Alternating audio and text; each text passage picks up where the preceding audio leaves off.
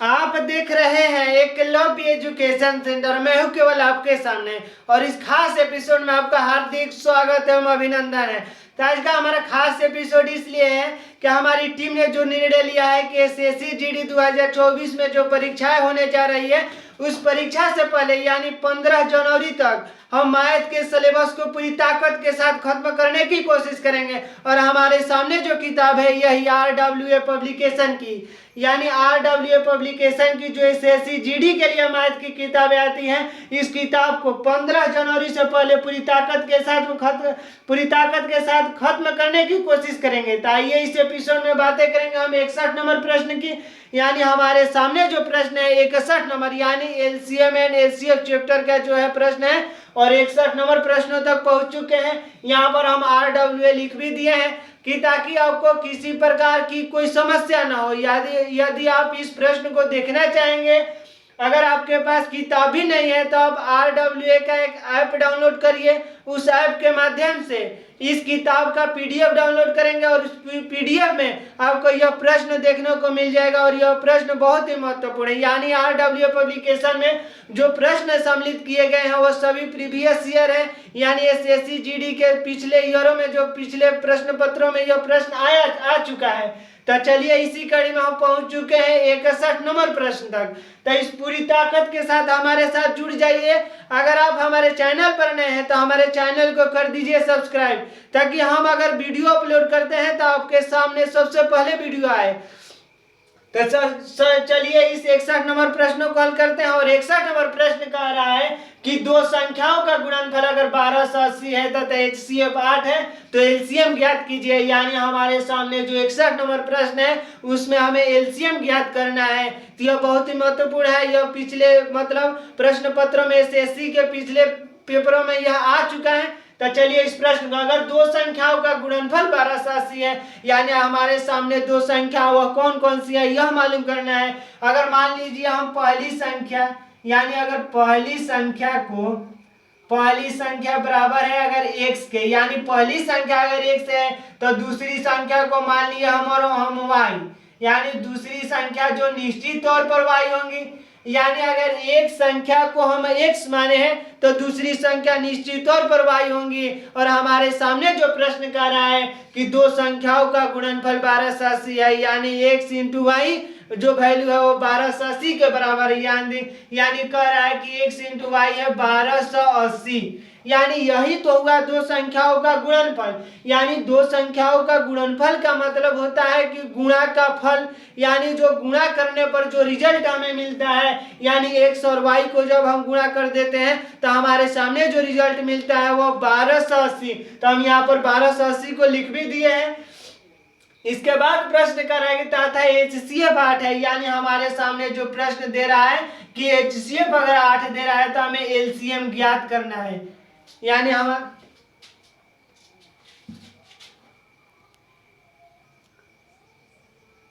यानी इस प्रश्न में हमें एलसीएम बताना है। यानी अगर दो संख्याओं के गुणनफल हमें मालूम है 1280 और उनका HCF भी मालूम है 8, यानी एलसीएम ज्ञात करना है। तो हम सभी जानते हैं कि हमारे सामने सूत्र होता है कि पहली संख्या गुणे दूसरी संख्या बराबर होता है एलसीएम गुणे एचसीएफ का। यानी एलसीएम और एचसीएफ का जब हम गुणा कर देते हैं, यानी पहली संख्या और दूसरी संख्या के जो गुणा का गुणनफल है वह बराबर होता है एलसीएम गुणे एचसीएफ का।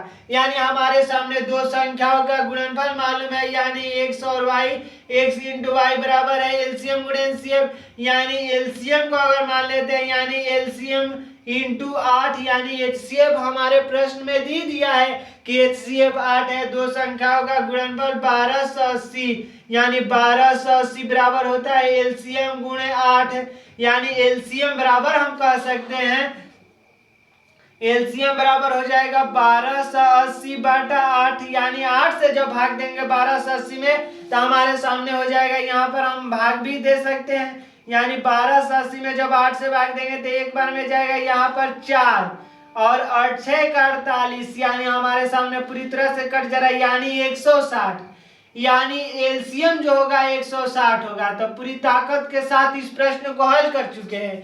यानी हमारे सामने जो प्रश्न है 61 नंबर प्रश्न, 61 नंबर प्रश्न में दिया है दो संख्याओं के गुणनफल, यानी दो संख्याओं के गुणा करने पर जो रिजल्ट मिल रहा है हमारे सामने दिया है 1280, यानी HCF भी दिया है 8 और एलसीएम पूछ रहा है। तो हम सभी जानते हैं सूत्र होता है कि पहली संख्या गुणे दूसरी संख्या बराबर होता है एलसीएम गुणे एचसीएफ, यानी अगर एक्स वाई की वैल्यू दिया है एक्स इंटू वाई की और एचसीएफ का दिया है तो आसानी से हम एलसीएम का वैल्यू निकाल सकते हैं और उसी ताकत के साथ हम निकाल सकते हैं एलसीएम जो होगा 160। तो आइए एक बार विकल्प को भी देखते हैं कि हमारे जो विकल्प क्या कह रहे हैं। यानी 61 नंबर प्रश्न का विकल्प कह रहा है, 61 नंबर प्रश्न का विकल्प नंबर ए सही है, यानी अगर विकल्प नंबर ए को आप अगर टिक करते हैं तो बिल्कुल सही होगा और हमारा ऑप्शन नंबर मतलब ए। अगर आप देख पा रहे होंगे 61 नंबर प्रश्न का विकल्प नंबर ए सही है। तो इस तरह से हम 61 नंबर प्रश्नों को हल कर चुके हैं। अब हम हल करेंगे 62 नंबर प्रश्न की, यानी अगला प्रश्न जो होगा वो 62 नंबर प्रश्न होगा। तो आइए इस प्रश्न को भी हल करते हैं। अब आपके सामने है 62 नंबर प्रश्न और 62 नंबर प्रश्न बहुत ही महत्वपूर्ण है और एसएससी जीडी 2021 के पेपरों में मतलब एग्जाम्स में यह प्रश्न आ चुका है। तो यानी आइए 62 नंबर प्रश्नों को हल करते हैं और हमारे सामने जो 62 नंबर प्रश्न है वो कह रहा है कि 4/25, 8/35 और 22/40 का HCF ज्ञात करना है। यानी हमें HCF ज्ञात करना है, यह संख्या भिन्नात्मक है। यानी सबसे पहले हमें ऐसी संख्याओं को HCF जब निकालने की कल्पना हो रही है, यानी बहुत ही महत्वपूर्ण है। तो चलिए इस प्रश्न को हल करते हैं। तो सबसे पहले हम मतलब हमारे सामने है 4/25, इसके बाद है 8/35, इसके बाद है 22/40, तो 11/20 लिख सकते हैं। 22/40 को 11/20 निश्चित तौर पर लिख सकते हैं। यहाँ पर अगला होगा तो हमारे सामने जब HCF का फॉर्मूला जानते हैं कि अगर संख्या भिन्नात्मक हो, यानी अगर भिन्नात्मक संख्याओं का जब हमें HCF निकालना होता है तो HCF ऑफ न्यूमिनेटर, यानी HCF ऑफ न्यूमिनेटर या बाटा में LCM ऑफ डिनोमिनेटर की कल्पना करते हैं। यानी जब संख्या दी हुई संख्या जो भिन्नात्मक हो, अगर हमें HCF निकालना है तो उस समय हमारे पास सूत्र होता है कि HCF ऑफ न्यूमिनेटर, यानी HCF निकालते हैं न्यूमिनेटर का और LCM निकालते हैं डिनोमिनेटर का। तो उसी कल्पनाओं के साथ इस प्रश्न को हल करते हैं। तो HCF न्यूमिनेटर यानी हमें HCF निकालना है 4, 8 और 11, यानी जैसे ही 4 का हम फैक्टर कर रहे हैं तो यहाँ पर 2 होगा, फिर यहाँ पर 2, यहाँ पर 1 हो जाएगा, फिर 8 के जब हम फैक्टर करते हैं तो 2 4 के 8, यहाँ पर 2, फिर यहाँ पर 2 हो जाएगा, फिर 2 1, यानी 11 का 11 ही होगा। तो इस तरह से हमारा जो HCF होगा, यानी HCF निश्चित तौर पर 1 होगा, क्योंकि 1 हो सकते नहीं, मतलब अगर यहाँ पर हम 22/40 लिखते हैं, 22/40, यानी अगर 22/40 लिखते हैं तो हमारे सामने हो जाएगा 22, यानी 11 दूनी का 22, यहाँ पर 11। तो हमारे सामने जो HCF होगा निश्चित तौर पर 2 होगा, यानी 2 केवल एक बार इसमें आया है। तो हम जो कॉमन मतलब HCF का अर्थ ही होता है हाईएस्ट कॉमन फैक्टर, यानी सबसे ज्यादा कॉमन हमें लेना है, यानी 2 कॉमन होगा, यानी हाईएस्ट कॉमन फैक्टर होगा वो होगा 2। तो इस तरह से हमारे सामने जो HCF होगा वो HCF 2 होगा।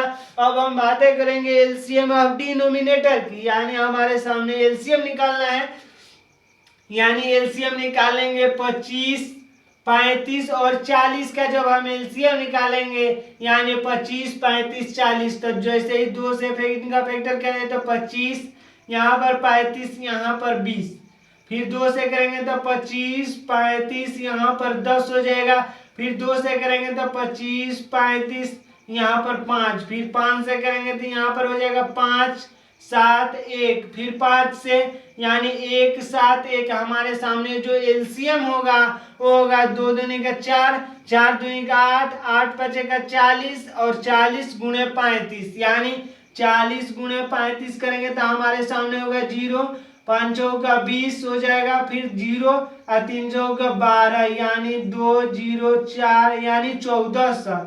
यानी हमारे सामने जो LCM होगा वो 1400 और HCF होगा 2, यानी हमारे सामने HCF ही केवल निकालने के लिए कहा है। तो एलसीएम ही हम निकाल चुके हैं, यानी एलसीएम अगर मतलब जो हमारे सामने एचसीएफ होगा तो इस तरह से जैसे ही करेंगे तो एचसीएफ यानी 2/1400, तो इस तरह से हमारे सामने आ जाएगा 1/700, यानी जैसे ही 200 यानी 1400 को हम 2 से कटा दिए तो 700 होगा, यानी हमारे सामने 62 नंबर प्रश्न का जो उत्तर होगा 1/700, और हमारा विकल्प कह रहा है यानी 62 नंबर प्रश्न का विकल्प नंबर डी सही है, यानी 62 नंबर प्रश्न का जो विकल्प डी कर रहा है 1/700। शायद आप इस विकल्प को देख पा रहे होंगे। तो इस तरह से हम 62 नंबर प्रश्नों को पूरी ताकत के साथ आपके सामने हल कर चुके हैं। और 62 नंबर प्रश्न में कह रहा है कि भिन्नात्मक जब संख्या हो तो हमारे सामने सूत्र होता है कि HCF of numerator upon LCM of denominator, यानी जैसे ही HCF निकालते हैं न्यूमिनेटर का तो हमारे सामने रिजल्ट आता है 2, और जैसे ही LCM निकालते हैं डिनोमिनेटर का तो LCM होता है 1400, यानी 2/1400, क्योंकि HCF of numerator upon LCM of denominator यानी 2/1400 करेंगे तो 1/700। तो इसी के साथ हम 62 नंबर प्रश्नों को पूरी ताकत के साथ आपके सामने हल किए। अब हम करेंगे 63 नंबर प्रश्नों को, यानी 63 नंबर प्रश्न आपके सामने होंगे। अब आपके सामने है 63 नंबर प्रश्न। तो आइए इस 63 नंबर प्रश्नों को पूरी ताकत के साथ हल करते हैं। तो हमारे सामने जो 63 नंबर प्रश्न कह रहा है कि वह अधिकतम संख्या क्या है, यानी हमें वह अधिकतम संख्या बताना है जिससे 3026 तथा 5053 को विभाजित करने पर क्रमशः 11 तथा 13 शेष बचता है। यानी अधिकतम संख्याओं से जब 3026 में भाग देते हैं तो 11 शेष बच जाता है, और 5053 में जैसे ही वह अधिकतम संख्याओं से भाग देते हैं तो हमारे सामने 13 यह शेष बच जाता है। तो आखिर वह संख्या क्या है हमें यह बताना है। तो सबसे पहले जैसे ही हमारे सामने इस तरह के प्रश्न अगर आपके सामने प्रतियोगी परीक्षाओं में जो बैठ रहे हैं और ऐसा प्रश्न आ रहा है तो सबसे पहले इस प्रश्नों में हमें ऐसा अंक मतलब ऐसी संख्या ढूंढना है, यानी 3026 में जैसे ही 11 को घटा देंगे तो हमारे सामने पूरी तरह से विभाजित होने वाली संख्या बन जाएंगी। यानी अगर हम मान लीजिए अगर 15 है और 15 को 2 से भाग देना है, यानी 2 से देगा 14, 1 बच रहा है, यानी जो शेषफल बच रहा है, यानी अगर 15 में से 1 घटा देंगे तो हमारे सामने 14 बचेगा। यानी 14 एक ऐसी संख्या है जो 2 से पूरी तरह से विभाजित हो जाएंगी।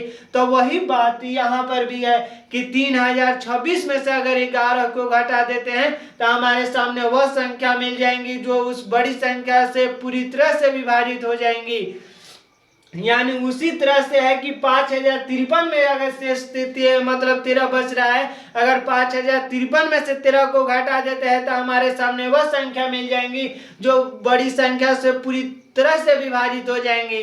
तो इसी तरह से हम इस प्रश्न को हल करेंगे, तो इस कंसेप्ट का यूज करेंगे और इस प्रश्न को आसानी से आपके सामने हल करने की कोशिश कर रहे हैं। तो हमारे सामने जो प्रश्न है यह कर रहा है कि वो अधिकतम संख्या क्या है जिसमें 3026 तथा 5053 के विभाजित करने पर क्रम से 11 तथा 13 शेष बचता है। यानी जैसे ही 3026 में से 11 को घटा देते हैं तो हमारे सामने बच जाता है 3015, और जैसे ही हमारे सामने 3000 मतलब 5053 में से जैसे ही 13 को घटा देते हैं यानी 5000 यानी 5040 बच रहा है, 5040, यानी हमारे सामने 3015 और 5040 एक ऐसी संख्या है जो पूरी तरह से विभाजित हो जाएंगे वह बड़ी संख्या से। अब हमें मालूम करना है कि आखिर वह बड़ी संख्या कौन सी है जो 3015 को भी विभाजित कर रही है जबकि शेषफल 0 बच रहा है, और 5040 को भी विभाजित कर रहा है। तो ऐसी संख्याओं को जब अधिकतम संख्या निकालना है तो हमें HCF निकालते हैं, क्योंकि HCF का अर्थ ही होता है हाईएस्ट कॉमन फैक्टर। यानी जैसे ही दी हुई संख्याओं का HCF निकालते हैं तो हमारे सामने सबसे बड़ा फैक्टर मिल जाता है। यानी HCF निकालेंगे तो 3015 5040 से छोटा है, यानी 3015 से 5040 में भाग देंगे। यानी जैसे ही 3015 में 15 से यानी एक बार में जाएगा 3015, यानी यहाँ पर बचेगा 5, यहाँ पर बचेगा 3 में से 1 गया यानी 2, फिर यहाँ पर बचेगा यानी 0, यहाँ पर बचेगा 2 यानी 2025 हुआ, यानी 2025। फिर हम 3015 में 3015 में 2025 से भाग देंगे तो हमारे सामने हो जाएगा 5 में से 0, 11 में से 2 गया 9, यहाँ पर बचे गया 9, यानी हमारे सामने हो जाएगा 990, यानी 990। फिर हम भाग देंगे 2025 में, यानी 2025 में तो 9 दूनी का 18, यानी हमारे सामने हो जाएगा 0, 9 दूनी का 18, 1 9 दूनी का 18, 1 19, तो हमारे सामने आएगा 5, यहाँ पर हो जाएगा 12 में से 8 गया 4, तो इस तरह से हो गया। और यहाँ पर 45, यहाँ पर 0, फिर 0, मतलब हो जाएगा,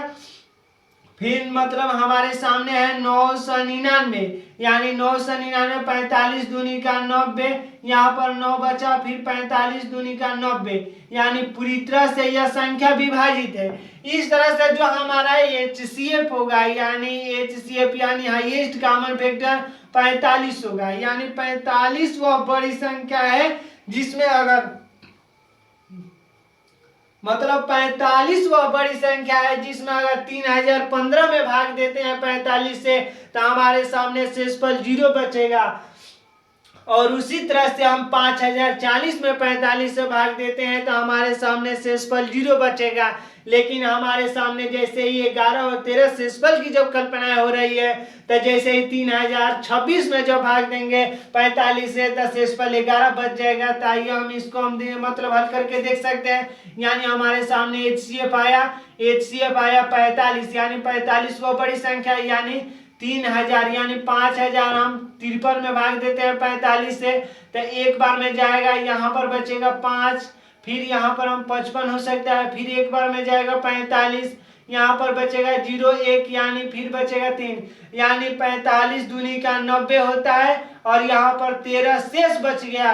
तो पूरी ताकत के साथ हम कह सकते हैं कि हमारा जो उत्तर होगा 45 होगा, क्योंकि अगर 45 से भाग देते हैं 5053 में तो हमारे सामने शेषफल 13 बच रहा है। लेकिन वही 45 से भाग देंगे 5040 में तो हमारे सामने शेषफल 0 बच जाएगा। यानी इस तरह के समय प्रश्न जैसे ही हमारे सामने जब होंगे तो हमें ऐसे करना होगा कि सबसे पहले उस शेषफल को घटा देंगे तो हमारे सामने वह संख्या मिल जाएंगी जो पूरी तरह से विभाजित हो जाएंगे। यानी 3015 एक ऐसी संख्या है जो पूरी तरह से विभाजित हो जाएंगी और 5040 जब शेषफल किसी संख्या में नहीं बचेगा तो पूरी तरह से विभाजित होंगे ही। तो इस तरह से जो हमारा उत्तर होगा 45, यानी जो बड़ी संख्या होंगी यानी 45 अधिकतम संख्या होगी वो 45। तो इस तरह से हम 63 नंबर प्रश्नों को पूरी ताकत के साथ आपके सामने हल किए हैं और जो हमारे सामने उत्तर दिया है यानी हमारे इस विकल्प दिया है विकल्प नंबर डी, यानी 63 नंबर प्रश्न का विकल्प डी सही है। आप देख पा रहे होंगे विकल्प डी। तो इस तरह से हम 63 नंबर प्रश्नों को हल कर चुके हैं और विकल्प डी सही है। यानी अब आपके सामने होगा 64 नंबर प्रश्न, यानी हम 63 नंबर प्रश्न का जो उत्तर होगा विकल्प डी और 45, यानी अब 64 नंबर प्रश्नों को हल करने की कोशिश करते हैं। तो आइए इस 64 नंबर प्रश्न को भी देखते हैं। हमारे सामने जो 64 नंबर प्रश्न है तो 64 नंबर प्रश्न कह रहा है कि दो संख्याओं का एलसीएम उनके HCF का योग 65 है, यानी एलसीएम और HCF का योग, यानी इस प्रश्न में दो संख्याओं का एलसीएम और यहाँ पर लिखना चाहिए, प्रश्न में नहीं लिखा है, यानी यह किताब में ही छोड़ा है। और तो इस तरह से हमारे सामने प्रश्न है कि दो संख्याओं का एलसीएम उनके HCF का योग 65 है, यानी एलसीएम और HCF का जो जोड़ है वो 65 है, यानी योग 65 है। उनका एलसीएम HCF का 12 गुना है, यानी अगर HCF 1 है तो एलसीएम 12 है, यानी HCF का 12 गुना है। अब कह रहा है कि यदि एक संख्या 15 हो तो दूसरी संख्या ज्ञात कीजिए, यानी एक संख्या 15 हो, यानी एक संख्या 15 हो तो दूसरी संख्या हमें ज्ञात करना है। तो चलिए इस प्रश्नों को हल करते हैं और पूरी ताकत के साथ हल करने की कोशिश करते हैं। तो हमारे सामने जो डाटा दिया है उस डाटा को पहले लिखेंगे। तो दो संख्याओं का एलसीएम और HCF का योग 65 है, यानी अगर हम एलसीएम को L मान लेते हैं और HCF को H मान लेते हैं, यहाँ पर हम इसलिए लिखे हैं ताकि किसी प्रकार को दिक्कत ना हो, किसी प्रकार की कोई दिक्कत ना हो, इसलिए अगर एलसीएम को L माने हैं तो HCF को H माने हैं। अब कह रहा है कि दो संख्याओं का एलसीएम उनके HCF का योग 65 है, यानी एलसीएम प्लस HCF बराबर है 65 का, यानी एलसीएम और एलसीएम का जब जोड़ करते हैं तो हमारे सामने 65 प्राप्त होता है। और कह रहा है कि उनका एलसीएम HCF का 12 गुना है, यानी अगर HCF 1 है तो एलसीएम 12L है, यानी हमारे सामने जो है यानी 12L, यानी एलसीएम जो है HCF का 12 गुना है। यानी 12 गुना का अर्थ होता है कि अगर HCF 1 है तो एलसीएम 12 है, यानी अगर HCF 2 है तो एलसीएम 14 है ना 24 है। इस तरह से 12 गुना की जो कल्पनाएं हो रही है, यदि एक संख्या 15 है तो दूसरी संख्या ज्ञात करना है। यानी हमारे सामने पहली संख्या, यानी अगर पहली संख्या हमारे सामने मालूम है, अगर x मान लेते हैं, यानी पहली संख्या बराबर x है और x बराबर है 15 की, यानी दूसरी संख्या की जब हम कल्पनाएं कर रहे हैं, यानी दूसरी संख्या बराबर है y की, और y बराबर दूसरी संख्या बराबर है y, और y का ही तो हमें वैल्यू निकालना है। यानी हमारे सामने जो प्रश्न कर रहा है कि दो संख्याओं का एलसीएम उनके एचसीएफ का योग अगर 65 है, यानी एलसीएम और एचसीएफ को जब जोड़ते हैं तो हमारे सामने जो रिजल्ट आता है 65,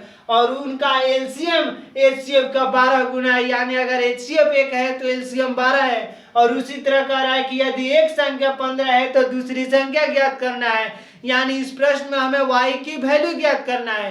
तो चलिए इस प्रश्न पे हम आगे बढ़ते हैं। अगर L प्लस H यानी एलसीएम प्लस HCF 65 दिया है और HCF बराबर है 12L का, यानी अगर HCF 1 है तो एलसीएम 12 है। यानी जैसे ही इसको पुट करते हैं, यानी एलसीएम प्लस H बराबर 12L है तो 12L लिख देते हैं, ये 65 के बराबर है। यानी इस H की वैल्यू हम यहाँ पर रख रहे हैं। मतलब आप हमारी भावनाओं को समझ पा रहे होंगे कि जैसे ही हम H की वैल्यू अगर 12L है तो L प्लस H 65 होता है, यह प्रश्न कर रहा है। यानी H की वैल्यू हम 12L पुट कर रहे हैं तो यहाँ पर हो जाएगा 13L, यानी 13 गुणे एलसीएम, तो 13L बराबर 65, यानी L बराबर हो जाएगा 5, यानी 13 5 का 65। आप शायद जान भी रहे होंगे तो 13 5 का 65, यानी अगर एलसीएम 5 है तो एचसीएफ जो हमारे सामने होगा, एचसीएफ होगा हमारे सामने 60, यानी एचसीएफ होगा 60। यानी एलसीएम और एचसीएफ यानी 60 इसलिए होगा कि जब एलसीएम यहाँ पर 5 रखेंगे तो इधर जाएगा तो माइनस, यानी 65 में से 5 घटा देंगे तो एचसीएफ 60 मिल जाएगा। यानी हमारे सामने एलसीएम भी मौजूद हो गया है और एलसीएम भी मालूम है, एलसीएम और एचसीएफ दोनों मालूम है। अगर पहली संख्या मालूम है तो दूसरी संख्या को निश्चित तौर पर निकाल सकते हैं, और हमारे सामने सूत्र होता है कि पहली संख्या गुणे दूसरी संख्या बराबर होता है एलसीएम गुणे एचसीएफ का। यानी दो संख्याओं को जब हम गुणा कर देते हैं तो वह बराबर हो जाता है एलसीएम गुणे एचसीएफ। यानी तो उसी तरह से हम मान करेंगे, अगर पहली संख्या हमारे सामने 15 दिया है, यानी 15 गुणे y बराबर है एलसीएम गुणे एचसीएफ, यानी हमारे सामने 5 गुणे 60 है। यानी अगर y बराबर कर देते हैं तो 5 गुणे 60 बराबर 15 बाटा में 15, क्योंकि इधर गुणा में है तो उधर भागा में चला जाएगा, और इस तरह से 15 चौका 60, यानी y बराबर 20। यानी हम पूरी ताकत के साथ कह सकते हैं कि y की जो वैल्यू होगी 20 होगी। यानी 64 नंबर प्रश्नों को हल करने के लिए सबसे महत्वपूर्ण है कि हमारे सामने दो संख्याओं, यानी दो संख्याओं के एलसीएम और एचसीएफ दिया है, यानी 65, तो एल प्लस एच लिखे हैं 65। उसके बाद कहा है कि एलसीएम एचसीएफ का 12 गुना है, यानी एलसीएम 12 गुना है एचसीएफ का। यानी अगर एचसीएफ 1 है तो एलसीएम 12 है, अगर एचसीएफ 2 है तो एलसीएम 24 है, अगर एचसीएफ 3 है तो एलसीएम 36 है। इसी तरह से 12 गुने की कल्पना हो रही है। अगर एक संख्या 15 है तो हमें दूसरी संख्या ज्ञात करना है, तो उसी तरह से हमारे सामने अगर L की वैल्यू 5 है और H की वैल्यू 60 निकाल चुके हैं, क्योंकि 12L प्लस 1 13L है, 13L मतलब L की वैल्यू निकालेंगे तो 13 5 का 65, यानी एलसीएम 5 होगा तो एचसीएफ होगा हमारे सामने 60। यानी एलसीएम मतलब जैसे ही L उधर जाएगा तो 60 में से 5, यानी हमारे सामने आ जाएगा 60 हो जाएगा। 65 में से 60 को 5 को घटाएंगे तो 60 हो जाएगा। तो इसी तरह से हमारे सामने सूत्र होता है कि पहली संख्या गुणे दूसरी संख्या बराबर होता है एलसीएम गुणे एचसीएफ, यानी दो संख्याओं को जब हम गुणा कर देते हैं तो बराबर हो जाता है एलसीएम और एचसीएफ के गुणा के। यानी हमारे सामने जब पहली संख्या 15 है तो दूसरी संख्या y है, और y मतलब यानी 15 गुणे y या 5 गुणे 60, यानी y बराबर हो जाएगा 5 गुणे 60/15, यानी y बराबर 20। तो इस तरह से हमारे सामने जो 64 नंबर प्रश्न है, 64 नंबर प्रश्न का जो उत्तर होगा 20, और इस तरह से y की वैल्यू होगी 20, यानी दूसरी संख्या 20 होंगी। तो आइए एक बार विकल्प को देख लेते हैं, और विकल्प नंबर हमारे सामने ए सही है, यानी 64 नंबर प्रश्न का विकल्प ए सही है। और पूरी ताकत के साथ हम कह सकते हैं कि विकल्प नंबर ए, यानी 64 नंबर प्रश्न का विकल्प नंबर ए। तो 64 नंबर प्रश्नों को हल कर चुके हैं। अब आपके सामने होगा 65 नंबर प्रश्न, यानी 65 नंबर प्रश्नों को हल करने की कोशिश करेंगे। तो आइए इस 65 नंबर प्रश्नों को देखते हैं। अब हमारे सामने है 65 नंबर प्रश्न, यानी इस एपिसोड में हम बातें कर रहे हैं 61 से लेकर 65 तक पहुंच चुके हैं, यानी 65 नंबर प्रश्न आपके सामने है। और 65 नंबर प्रश्न कह रहा है कि 2/3, 4/7 और 9/13 का एलसीएम ज्ञात करना है। अभी तक हमने एचसीएफ ज्ञात किया, अब एलसीएम ज्ञात करना है, यानी भिन्नात्मक संख्याओं का जब हमें एलसीएम ज्ञात करना होता है तो हम करते हैं LCM of numerator upon HCF of denominator, यानी हमारे पास सूत्र होता है इस तरह का प्रश्नों को हल करने के लिए एलसीएम ऑफ न्यूमिनेटर यानी एचसीएफ ऑफ डिनोमिनेटर, यानी एचसीएफ ऑफ डिनोमिनेटर की जब कल्पना कर रहे हैं तो हमारे सामने एचसीएफ ऑफ डिनोमिनेटर यानी एलसीएम ऑफ न्यूमिनेटर और एचसीएफ ऑफ डिनोमिनेटर जब करते हैं तो हमारे सामने जो प्रश्न कर रहा है कि 2/3, 4/7 और 9/13 का एलसीएम ज्ञात करना है। तो सबसे पहले एलसीएम ऑफ न्यूमिनेटर की कल्पना कर रहे हैं, यानी जैसे ही हम 2, 4 और 9 का एलसीएम लेते हैं तो यहाँ पर 1, 2, 9, फिर 2 से करते हैं तो 1, 1 यहाँ पर 9 हो जाएगा, फिर 9 से तो यहाँ पर 1, 1, 1, यानी 2 दूनी का 4 और 4 9 36, यानी 9 चौका 36 हुआ। इस तरह से हमारे सामने एलसीएम जो हो गया वो हो गया 36, यानी एलसीएम जो हो गया 36 हो गया, यानी हम एलसीएम निकाल चुके हैं। एलसीएम ऑफ न्यूमिनेटर निकाल चुका है, वो कह रहा है कि एचसीएफ ऑफ डिनोमिनेटर, यानी हमें एलसीएम निकालना है 3, 7 और 13 का। तो 3, 7 और 13 का जब हम एलसीएम निकालते हैं तो एचसीएफ होगा 1। आखिर आप सोच रहे होंगे कि आखिर हम 1 क्यों लिखे, क्योंकि हमारे सामने है 3 है, 7 है और 13 है, और यह सभी एक अभाज्य संख्या है, प्राइम नंबर है। और जैसा कि हम जानते हैं कि यह प्राइम नंबर केवल 1 से कटेगा, नहीं तो 3 से, यह 7 से 1 से नहीं तो 7 से, और 13 1 से नहीं तो 13 से, यानी इनका फैक्टर 1 होता है, नहीं तो स्वयं ही वह संख्या हो जाती है।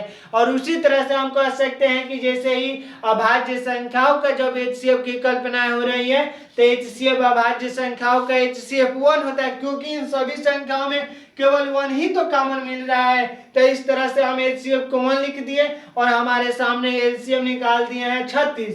अब कह रहे हैं एलसीएम निकालने के लिए तो हमारे सामने हो जाएगा 36/1, यानी 36/1 हमारा जो उत्तर होगा 36/1। इसको हम लिख सकते हैं 36 भी लिख सकते हैं, क्योंकि बाटा में 1 लिखने से को मतलब कोई अर्थ में मतलब इसके वैल्यू में कोई परिवर्तन नहीं हो सकता है।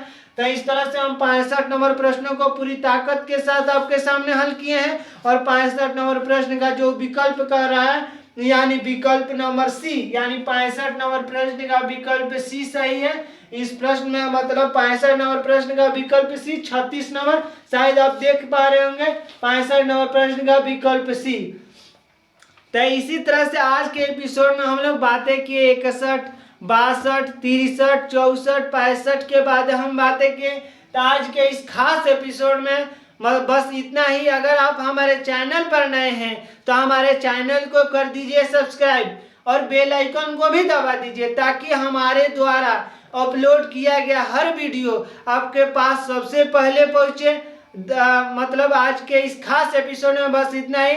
अगर आप मतलब अगर चैनल पर नए हैं तो सब्सक्राइब कर ही दीजिए और बेल आइकन को भी दबा दीजिए, मतलब हर नोटिफिकेशन को पाने के लिए। और अगर आप हमारे वीडियो में देखना चाहते हैं, मतलब अगर इस मतलब सारे प्रश्नों को अगर देखना चाहते हैं तो मतलब RWA की किताब से इस सारे प्रश्न आते हैं। तो आज के इस खास एपिसोड में बस इतना ही। हमें दीजिए इजाजत। धन्यवाद। Thank you.